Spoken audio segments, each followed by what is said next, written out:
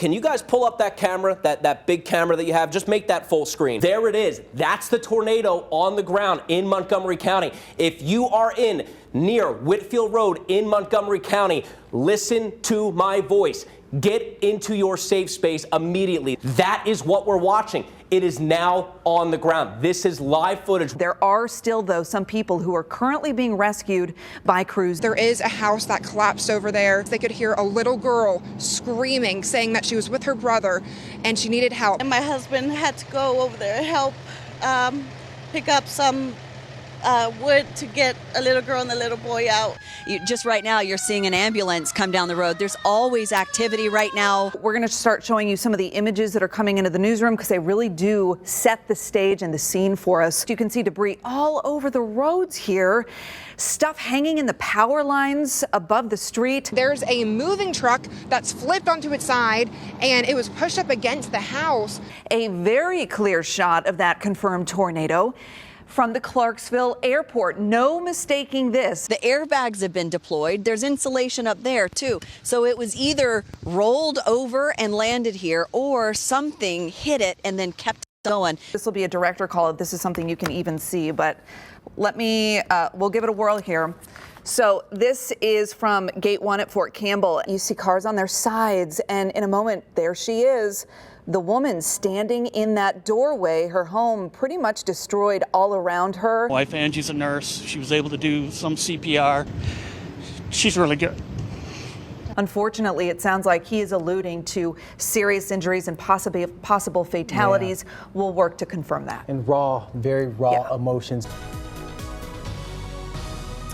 Massive damage this morning after a deadly tornado outbreak strikes Tennessee. 6 people lost their lives, including 2 children. One of those people who died was Joseph Dalton. He's one of 3 victims who died Saturday. The strength of the storm rolled Dalton's home on top of another home, killing Floridima Perez and her 2-year-old son. The loss of Floridima and Anthony is one that's hard to accept. Queremos ver al nen, a mi mamá, ¿dónde están? They're asking for mom. Where's my mom? We want to see where my brother and my mom are. Where are they? Take us to them, and then we can all cry together. Joseph Dalton died a hero. Even his mom says it now. She doesn't think that my son or her would be alive if it weren't for him. She says Joseph put his mom and 10-year-old son inside a bathtub to stay safe. Wanda McLemore lives here. But if you look over to my left, this is what's left of her neighbor's home. She was just feet away from the destruction that killed 3 of them. There's somebody next door and something's wrong. They're hollering for help. Wanda says she later found out the scream she was hearing was from a mother huddled over her baby being crushed by a trailer thrown onto them. It was under the mom. She had her arms wrapped around it to protect it. And I said, did the baby make it? And the fireman said, no, he's with his mama. We know a Clarksville family is also mourning the loss of their little boy, Arlen Burnham. His mother confirmed to us this morning he died after the tornado destroyed their home. And this is where a cross was placed for Arlen Cody after he passed away this weekend. We are not out of the woods. More is to come. Stefano, why don't you help us with the timeline and the track on that? Right now, right smack dab through Davidson County. Looks like it'll go just north of Nashville. We have a confirmed tornado on the ground. I-65 Vietnam Veterans Boulevard. We can actually see the tornado moving across. This is the tornado that we are watching, tracking it across. Can you see it right in the middle of that picture? Right in the middle, and it's right through here on our radar. Yes, we can see the power flashes as the storm is moving across. This tornado, a confirmed tornado, we're seeing it right here. These tornado victims had no idea until you told them. We had to tell them, Marius, after the tornadoes, the National Weather Service investigators went out to examine damage. That's how they determine the strength of the tornado. That's also when they made troubling discoveries that so many homes were built without proper codes. Investigators documented that Resendez's home was secured to his foundation with only construction adhesive tape and nails, no bolts, no anchors, no screws. In fact, his entire house shifted off his foundation.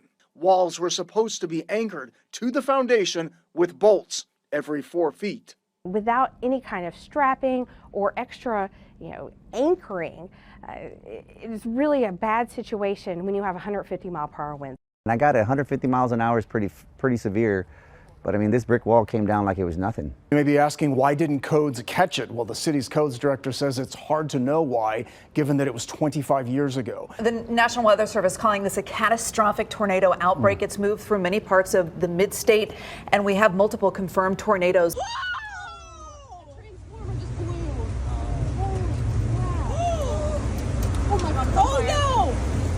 We're all gasping watching that video. The orange in the sky, it's so surreal. This is video from the Madison area. It shows the moments a tornado hit the NES substation. Daylight shows, yeah, look at this, just how bad the damage is. There were 3 workers, a mom and a child, who rushed downstairs to the basement, and they're okay. You just got out of the hospital. Yes, I did.